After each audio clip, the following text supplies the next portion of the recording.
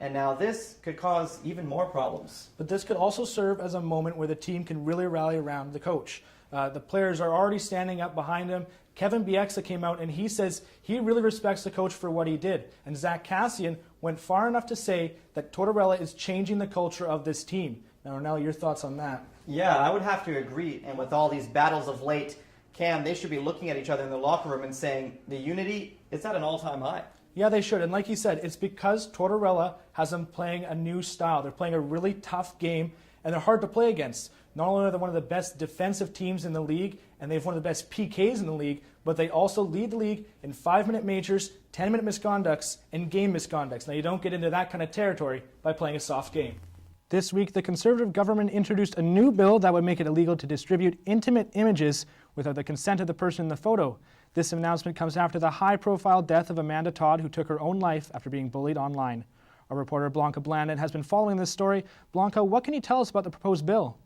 Well, Cam, as you mentioned, the bill covers the distribution. Port Moody has become the latest municipality in the Lower Mainland to improve urban beekeeping. While not everyone is a fan of backyard bees, one Delta woman is thrilled her passion for little pollinators has a chance to spread. Rich Avenue was on the scene to learn what all the buzz was about. All these people will come here, pick up a leaf, and put it over there. White Rock father Richard Lewis took his son Justin to his first Remembrance Day ceremony this year. His daughter is already in Sparks and marching in the parade, but Justin is just 4 years old. Richard is making sure to teach him the importance of remembering. I think it's important to learn about things that have happened in the past to make sure that they don't happen as much in the future. We'll take a look inside. Richard knows with conflict always looming, there might be a bigger reason for teaching his son about the past. I think it's important to remember what's happened, the people that have made sacrifices and served their country, and maybe one day that's going to be my kids. Young Justin is still learning the basics about it all, but there are great examples to learn from right here. A former drill sergeant from World War II likes to see the amount of young people now attending these ceremonies. It's good to see it, and if there's anywhere where on the Lower Mainland where they would really see it, it's here, right here in White Rock. And the youth is definitely on display with many young people involved in the ceremony. The Peliquin family has 3 generations here, all to remember Sergeant Arthur Conrad Peliquin, who died in World War II. They make sure even the youngest in the family knows about their history. We do it every year. We do. Have them understand what it's all about and what it means. While Justin may not understand everything just yet, he's excited to not only learn, but soon partake in the ceremonies. Do you like seeing a march over there with everyone there? Yes. Do you think you want to do that sometime? Yes. Yeah? Richard plans to put Justin in Scouts when he turns 5 and have his son and daughter march side by side at next year's ceremony. Canberra in White Rock for BCIT Magazine.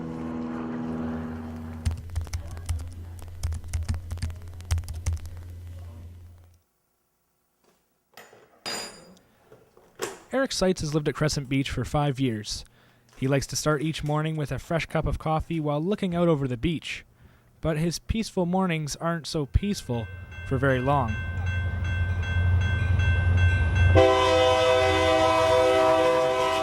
Large coal trains roll through the area, rattling the community. The beaches are the Stanley Park of the area, and they need to maintain their beauty. It's super important for everything south of the Fraser.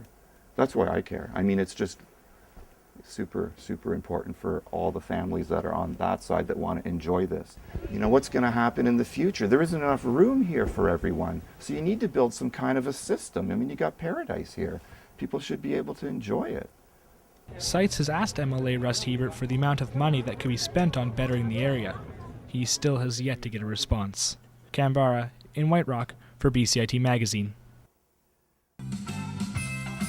Christmas decorating is in full swing at TriStar Nurseries in Surrey. However, these Christmas trees aren't what you would normally expect. These trees are still alive. TriStar rents out the holiday staple in an effort to combat deforestation.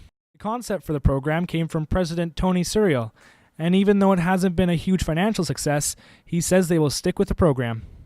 We're not really making that much money on it. By the time we dig the trees, we put them in pots. But we're trying to promote this idea so maybe people will stop killing trees. But it takes time to change tradition. After the Christmas season, renters return their trees here, where they are replanted for next year. And I'm Cam Barra. Then that's today's BCIT magazine, and thank you very much for watching.